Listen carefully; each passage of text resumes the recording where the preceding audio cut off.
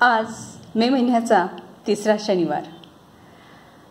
परिवारातील सर्व गझलकारांचे सुंदर सुंदर गझल शेर वाचून आणि त्यातून निवडून खास शेर सादरीकरणाचा हा खास दिवस. मी निशा दळवी, खोपोली. ऐका हा. पहिला शेर निवडला आहे मी प्रणवदादा यांचा. बघवचनांनी गुंफत आहे त्या श्वासांची माळ सखे मी. बघवचनांनी गुंफत आहे त्या श्वासांची माळ सखे मी.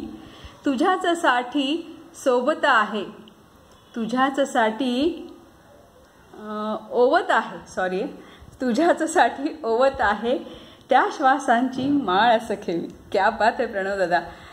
सखीसाठी एवढा सुंदर शेर खूप दिवसांनी असा वाचला मी. खूप छान, खूप छान. आणि हा सन्मानपात्र शेर आहे हा प्रणवदादांचा. खूप छान. पुढचा शेर निवडला आहे मी गझलकारा अंजली जोशीताईंचा. उडी मार पण ठेव तयारी बुडण्याचीही. किती छान संदेश दिलाय व. उडी मार पण ठेव तयारी बुडण्याचीही.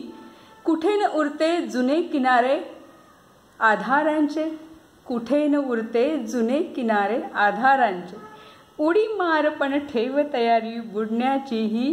कुठे न उरते जुने किनारे आधाराचे. खरंच आहे, जुने किनारे आता खरंच फार कमी उरलेले आहेत आधारासाठी. पण बुडण्याची तयारी आणि त्यातनं वर येण्याची तयारी पाहिजे, तरच ती मजा आहे खरं सांगायचं तर. खूप छान अंजली ते.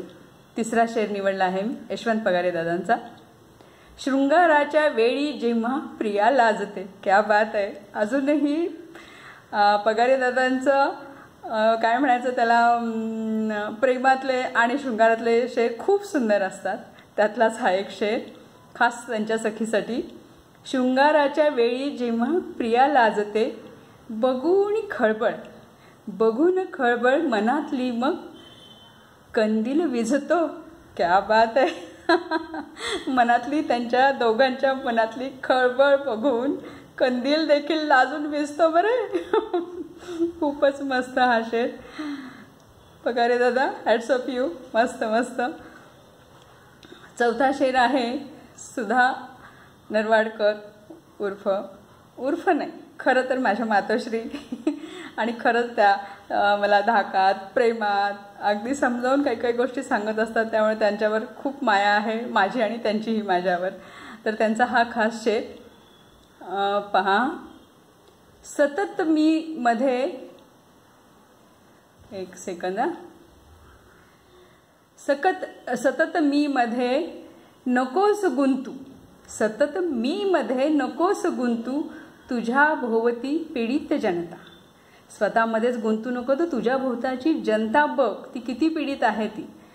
आणि मनात थोडी कणव ठेवून, मनात थोडी कणव ठेवून चार घास तू गरिबास भरव.